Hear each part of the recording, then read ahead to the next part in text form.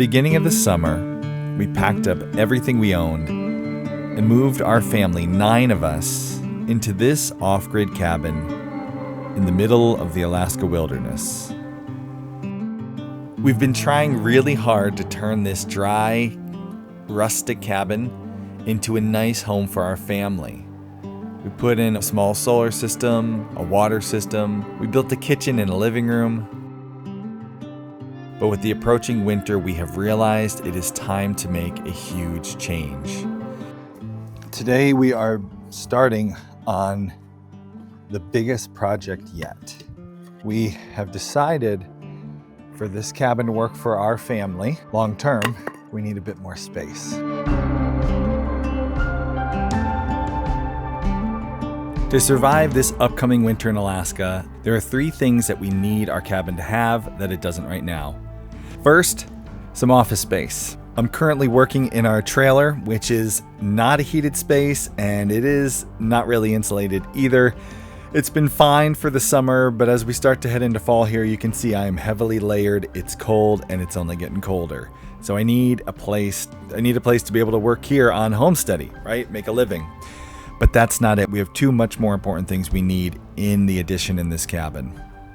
The next one, we are going to be upgrading our solar system. We have a large PV array and a battery bank. A solar system that is designed for the low light hours of winter that should be able to power us with minimal sunlight. And we need a place that we can put our battery bank and our inverter that's in the cabin. That way we can have power through the long dark winter. And finally, the most important thing we're gonna need to survive this winter that building an addition on the cabin will get us: food storage. Currently, our food storage for our big family of 9 is really not great. We have 1 chest freezer, no refrigerator, and just a little bit of shelving. We're running to the grocery store like every couple days. That's not gonna work during the Alaskan winter. We need to be able to put up lots and lots of food. We want a deep pantry that can be stocked full. We need to be able to put up meat. That means room for more freezers and can storage. We're talking halibut, salmon, moose. We're also gonna need a place to store all our dry goods and groceries. We need a pantry, a deep food storage. And as long as we're building an addition, the kids could use a little bit more play space. Winter's long and dark, and we're gonna need some room in the cabin for everyone to roughhouse and get some energy out. Putting an addition on will help us solve all these problems and make sure that our family is happy here in our off-grid cabin through Alaska's long, dark winter. We decided to get started on August 1st, and here's the crazy part. August is known to be an incredibly rainy month, September the same, in October, you can expect the first snow. That means we're undertaking the biggest building project we've ever done in our history of homesteading, and we only have a couple months before snow starts falling.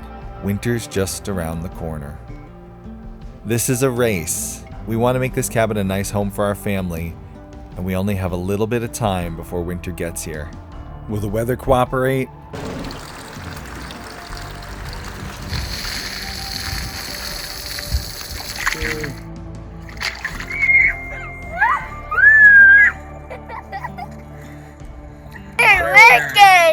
Will the building go smoothly? This is not off to a good start. Holy cow. I have not been operating for 5 minutes and the track came off the machine. Can we complete this addition and be ready to enjoy a long, dark winter in our cozy cabin home? We're gonna do whatever we have to. And we're starting today.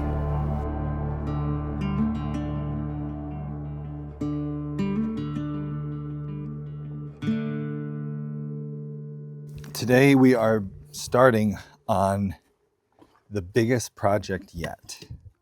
So what we're going to be doing is we're going to be coming off the side of the cabin right there with a bump out, 1 level, 1 floor, to give us an Arctic entry, some office space, some bedrooms.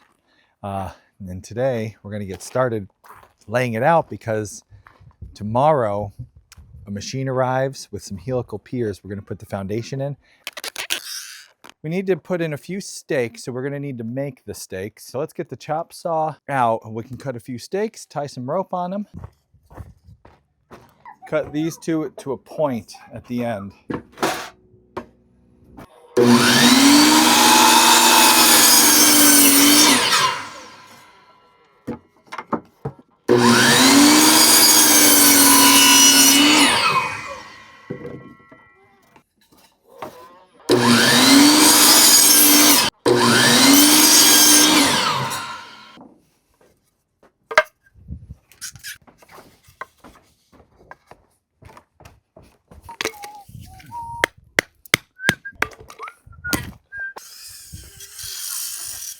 The first thing we had to do to get the addition project rolling was locate the spots for the piers. I worked in the excavation business for like 20 years. I've done a lot of different foundations for buildings. For this particular install, we decided to use helical piers, both for their speed of installation and their low cost. And go like, when you're putting the pier in, have the pier going.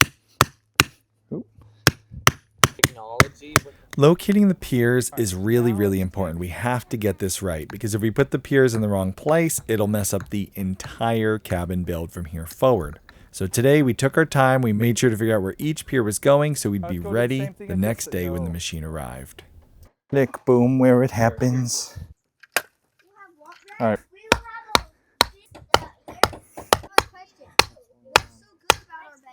Okay, tie the knot there. As we were laying out the foundation, a couple of inspectors showed up, making sure that our layout was going to leave enough room for some play space, and this wasn't just going to be one giant meat locker. This line,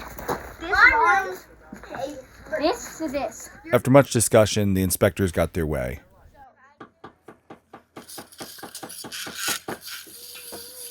All right. Now what we got to do, bud, is make sure we're square. With our corner markers placed, we could make sure that our layout was square. Here's a quick tip for you. If you're ever building something and wondering if it's square, measure two ends of your rectangle, make sure they're the same length, and then check your diagonals. Make sure they also are the same length. If your ends are the same length and your diagonals are the same length, what you're building will be square. We checked it, it was good to go. The next day, the machine arrived and we were ready to start putting in the foundation for our addition. Okay, so one thing I get asked about a lot with the off-grid and the homesteading thing and running our internet business, Homesteady, how do we do it, right? How do we run an internet business when we're off the grid and we're remote? We don't have high-speed internet. Well, this episode is brought to you by HomeFi. HomeFi is what you see right here. This little guy is connected to the HomeFi network. HomeFi can get you high-speed internet in remote places. It works off of satellites. This is how I upload my videos to YouTube. This is how I download my sound clips and my music and all the things I need to do Homesteady. I run it through HomeFi, and they have a special discount for you who are watching, for Homesteady viewers. If you're off-grid, HomeFi is really great because it's a low power consumer. I have tested out different solutions, including Starlink, and Starlink takes a ton of power. So if you're off-grid or you're worried about how much power consumption you're going to use, HomeFi is a better solution. It's also cheaper than Starlink. We'll have a link in the description of this video for those of you who are interested in using HomeFi. You can use their services at your cabin or at your home, your remote location. They also have a mobile service, which we used on our drive out here. Their mobile solution is fantastic. You keep it on the dashboard of your vehicle and you have internet wherever you're driving. So 2 good solutions from HomeFi. This episode is brought to you by HomeFi. They are sponsors of this series. Thank you to HomeFi for helping us do this. It's what I'm using to run the business here off-grid in the Homesteady office, which is currently the trailer, but hopefully soon in the future will be my new office in the addition that we're building. So, speaking of the addition, let's get back to building that addition.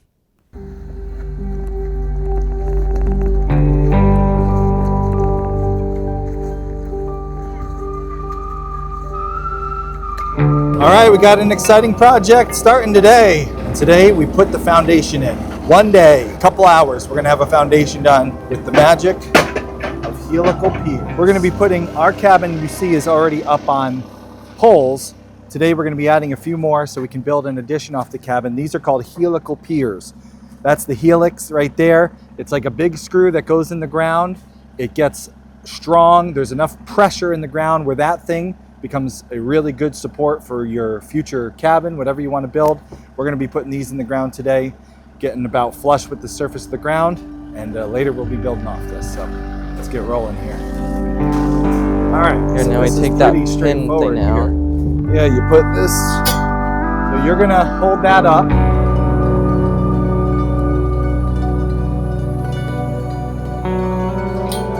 There we go. Nice.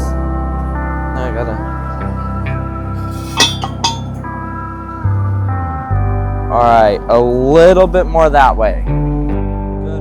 Now, although I worked in excavation, doing foundations for a long time, This was my first time installing helical piers. They're supposed to just screw right into the ground. As I pushed the button and started spinning this helical pier, it's not going down at all. nothing happened. It is. It's not moving hardly at all. It should be going 3 inches every turn. I was starting to worry that this wasn't going to work on this gravelly soil. There we go. I think it's starting to pull now. There we go. But actually, I just needed to apply more pressure. Now we're pulling. All right. Yeah, now we're pulling.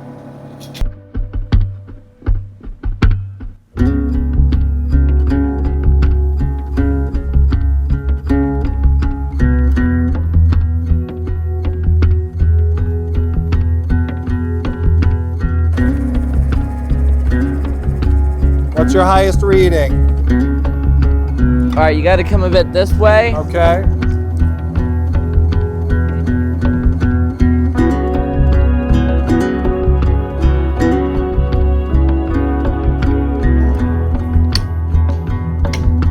Is that better? Yeah, let me try it. Just need something to... Actually went pretty easy. Give that a pull, bud. Yeah, there we go. Now, first one in. Look at that. Nice. I operated excavators for 20 years, but there are multiple controls. So I got to make a note for myself because this is the kind of controls that I'm not used to. So when I want to go forward, I got to move the lever the other way. So I got to make a little note here.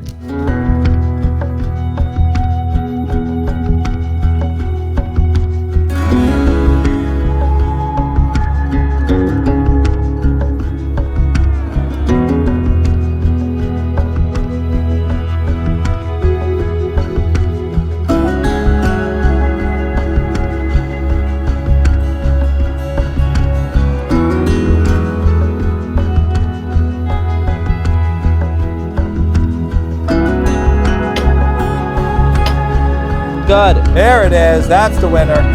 Oh, yeah.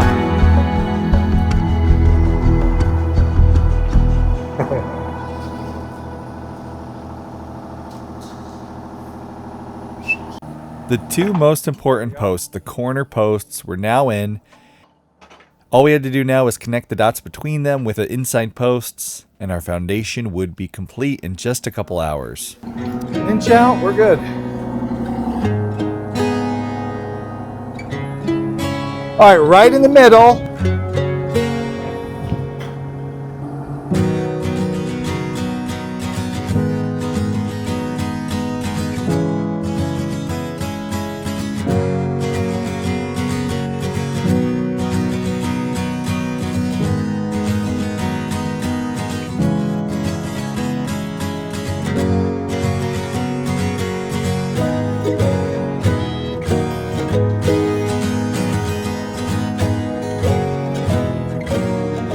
All right, we're past 50. All 5 done. Couple hours.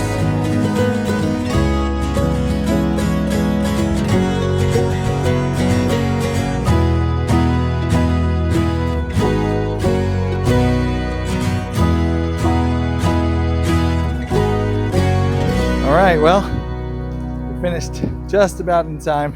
Getting caught in the rain here at the end, but that went in really good. I'm really excited because that's our foundation. We did a foundation for a cabin in a couple hours. Cabin extension, but like you could do that for a whole cabin in a day. Helical piers, really cool. I like. As we finished up for the day, I looked up and noticed something I hadn't seen in a long time. The moon. Up to this point, our Alaska summers have been filled with nothing but daylight, which has been really good because we had a lot of work to do. But over the last week or so, it's been getting darker earlier. And tonight, for the first time in forever, I saw the moon. It was beautiful, like seeing an old friend, but also a reminder that time is ticking. And that means we have to really work hard, get twice as much work done before winter sets in. That said, once in a while you do need to have a little bit of fun. So the next sunny day we had, we took a couple hours and snuck off to do a little bit of gold panning.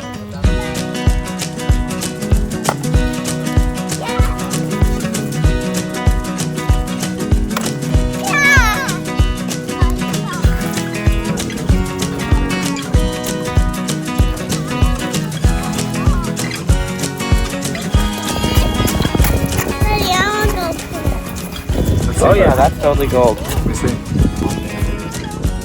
I don't think. Where's the squirty bottle? It's a start to your ounce. Can I have the?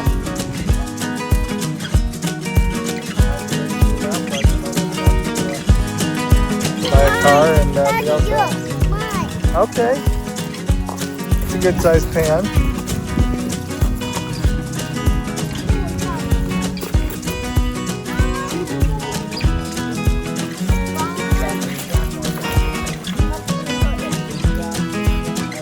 Hey guys, don't throw sticks in, you're gonna scare the gold.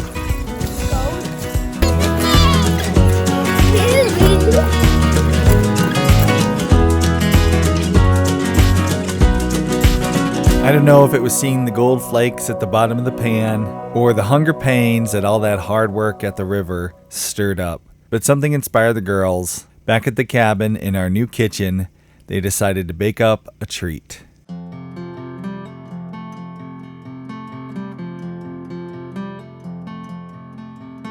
There's something about off-grid life and baking. It's like peanut butter and jelly. It just goes together so well.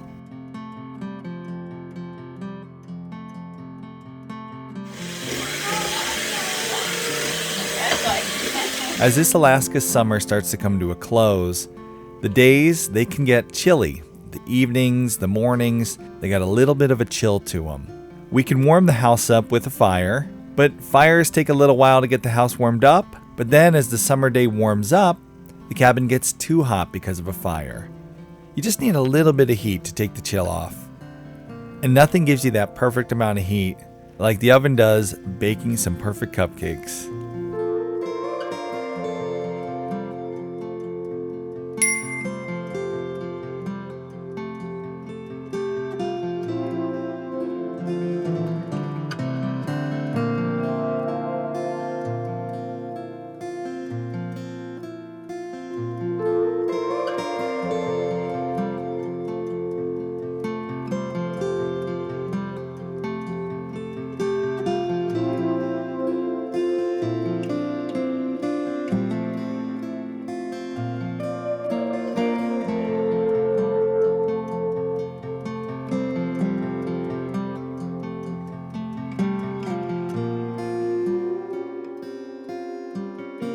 These were vanilla salted caramel cupcakes. I need one for the YouTube bite.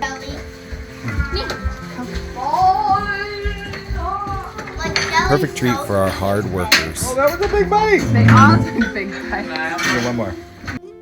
As you can see, we love homemade. We love homemade baked goods. When it comes to our family's skincare products, we also love homemade, and that's why we use Laurel Mountain products for our family. Laurel Mountain soaps started when Tim and Jocelyn's daughter had skin issues. They decided to make their own goat's milk soap because it was what was best for their daughter's skin. They saw their daughter's skin problems improve incredibly. They told their friends and family, people started buying it, and that's how that business started. And it's still run today by Tim and Jocelyn. They make everything. It's all homemade. We met them at a farmer's market. We started using their products. My favorite product of theirs is their deodorant. It's aluminum free. It doesn't have a lot of those scary chemicals that the deodorant on the store shelf has. They also have a baking soda free version that will not irritate your skin. It's fantastic if you have sensitive skin like me. Laurel Mountain is a longtime sponsor of Homesteady. They help us produce this show, and they help me smell good even when I'm off grid. We have a discount in the description below for Laurel Mountain's products. Check out their goat milk soaps, their deodorants, their salves and balms, everything they have to offer, all homemade. laurelmountainsoaps.com. Check out the link in the description below. We're always doing a couple projects at once. For example, this week we got our posts in for our addition, but at the same time there was something missing in our new bathroom that was pretty important.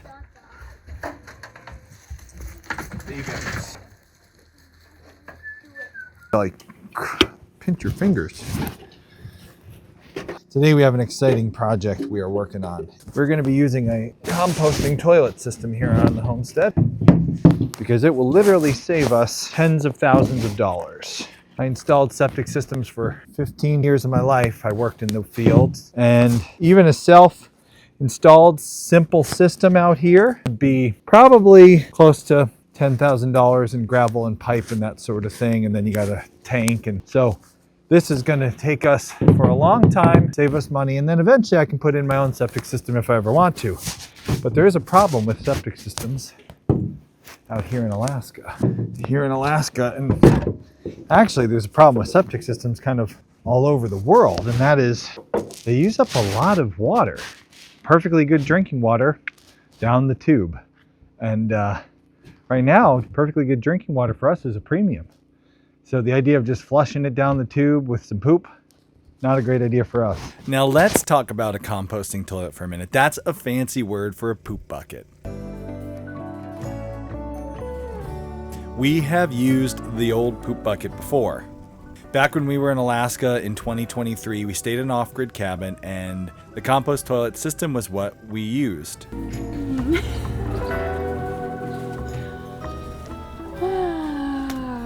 What do you think of my handiwork? Well, they're taped.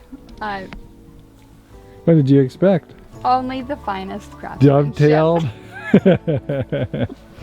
Dovetail cabin. Finest. I had duct tape and bungees. That's how this whole place is being held together. And clips. Our experience with this compost toilet the first time around was overall fine. Pooping in a bucket is getting, I'm getting tired of it. There's just like so much handling poo. All the tossing and the buckets are getting more caked. So like every time I toss, less poop goes out of it and more stays in it. If this were our homestead, I would be digging a pit today because I'm so tired of having to deal with pooping in a bucket. We fill up a bucket so fast. Yeah. Fast I enough. don't want to live a life that close to the line I felt like yesterday I like dumped a bucket and replaced it, and then it was like, well, the bucket's almost full again. It's full today. Yeah, we are filling these buckets so fast. Everyone's trying just to irritate you. We're like, more prunes. 2 days, more fiber. But after doing some research, we found some ways to improve the compost toilet system so you don't have as much emptying to take care of, and you reduce issues with smell. No, I'm doing the tracing. You're doing the cutting. Let me introduce you to the urine diverter. Using a urine diverter in your compost bucket system will reduce the amount of times you have to empty your bucket, and it will greatly improve the issues you may have with smell. We found a urine diverter online that was 3D printed, all ready to go. All you have to do is build the toilet for the urine diverter. Sounds easy, right? It was mostly pretty easy. Especially because the urine diverter that we were using came with plans that showed you how to build this composting toilet for this very specific urine diverter.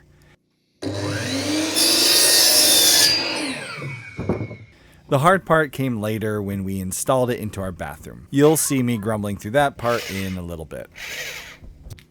Yep. So we need to tape it exactly.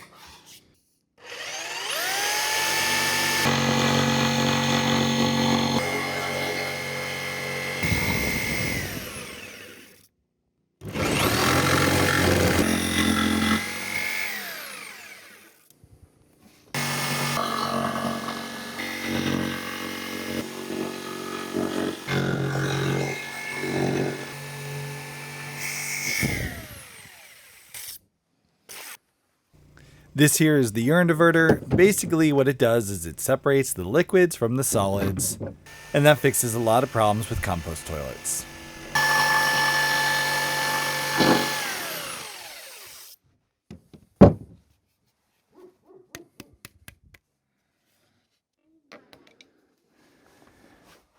Okay.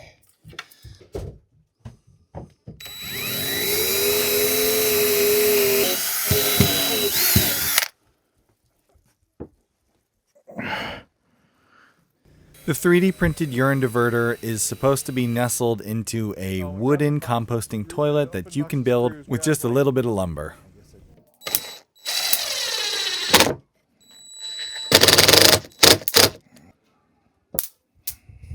This is the most satisfying thing in my life. I don't know how to feel about that. It's so complete.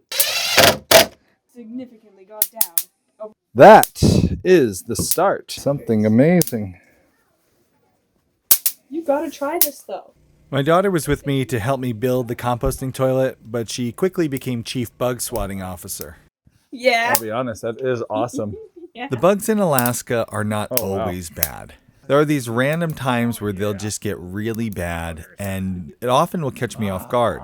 I'll be outside working, and all of a sudden I realize I'm getting eaten alive. Oh yeah, good riddance, you stupid. I hope you have the time of your life. Ooh, it is nice. You get that nice crispy smell. Yep, oh, you're nice. Ah, yes. I usually don't let the bugs get to me, but there are certain projects that require a finesse, focus, details, and when you're trying to do detailed, focused work, and you're constantly getting bit by bugs, it just doesn't work. All right, I think I'm definitely gonna call it for today because it's getting late and these bugs are. All right, the bugs win tonight. We'll come back and finish this tomorrow. I finally called it quits, and we picked up the next morning when the bugs were less bad.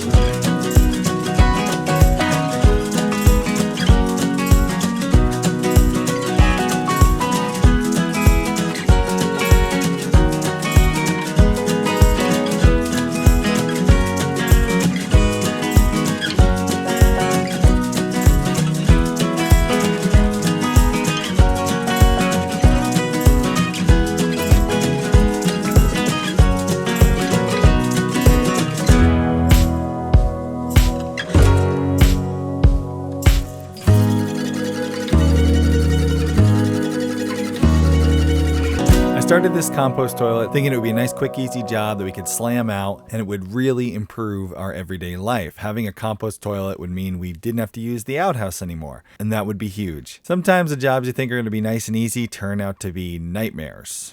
This one did. You see, to install the toilet, I needed to drill a hole in my floor for the urine diverter to go through. And I did all the measurements and made sure that I would not be drilling through an excessive amount of wood, i.e., one of the beams that run under the cabin. 17. Oh no, I miscalculated, didn't I? No, I should be well over the beam. Drilling, although I did avoid drilling directly through a beam, I wound up forgetting to check for floor joists. And, well, you'll see. Don't know why this is still going. I may have made a miscalculation. That would be a bummer, because I put a hole in my floor.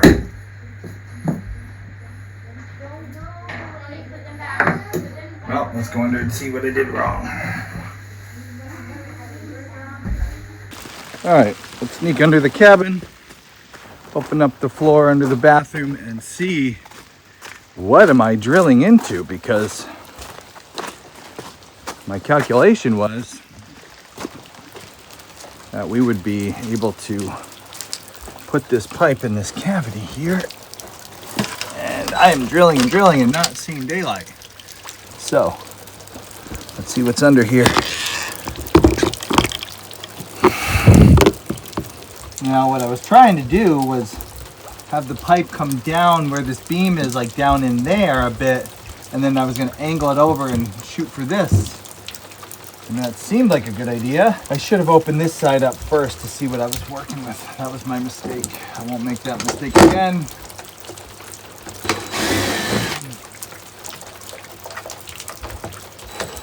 But I made it once, and once is enough of a mistake. Alright, there we go.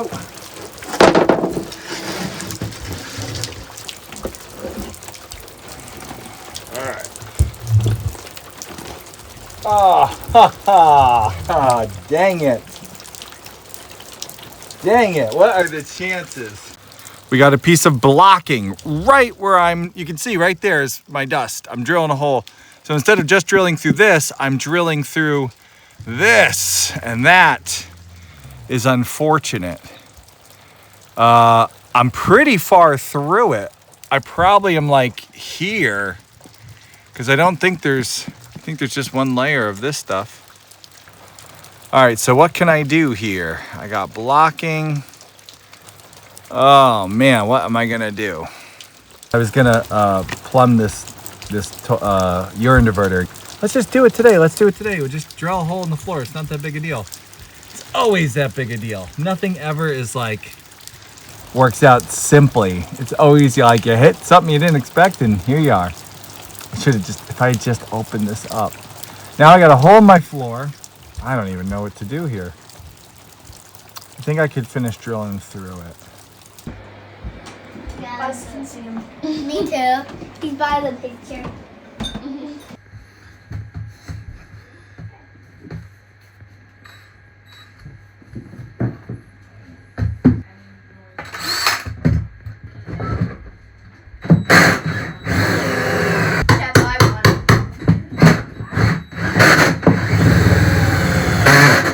Gosh, what am I gonna do? Okay, sorry, my camera mount broke, so you did not see what happened there, but everything that could have gone wrong with that did. I had a screw over here break, and I couldn't remove this, so I couldn't work at the hole without the toilet in the way. But as you can see, I did finally get it. I finally got my hole right through the bottom, and that goes out to the bottom of the cabin. Here's my piece of 1.5 inch pipe going through. And now what I can do is I can plumb my urine diverter for my compost toilet, which is right here. The pipe for that, I'm gonna attach to the urine diverter. And now when people pee, the urine will go outside into a drain outside, and the solids will stay in the compost toilet, which will decrease the amount of times we got to change out the compost toilet storage and also help with the smell. So win-win. It's not modern plumbing, but it's better plumbing. Here. Look, I made it my new thing.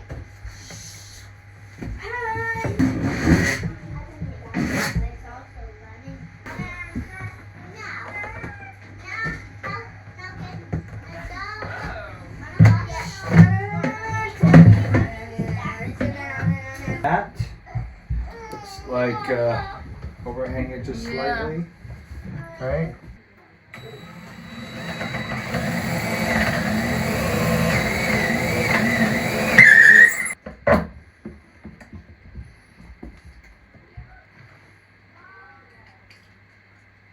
Even though the job was a nightmare, when it was done, this was incredible.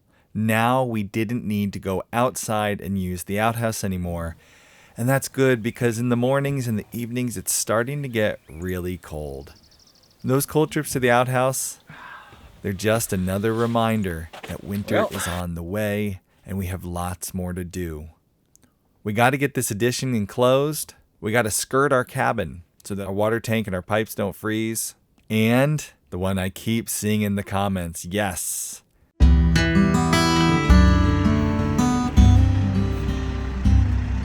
It is time to stack the firewood.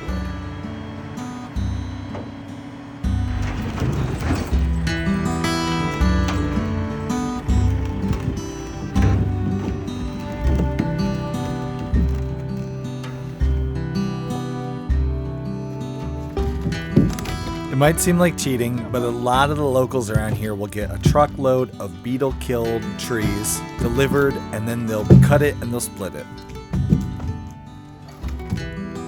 I just got my delivery, and it's time to start splitting.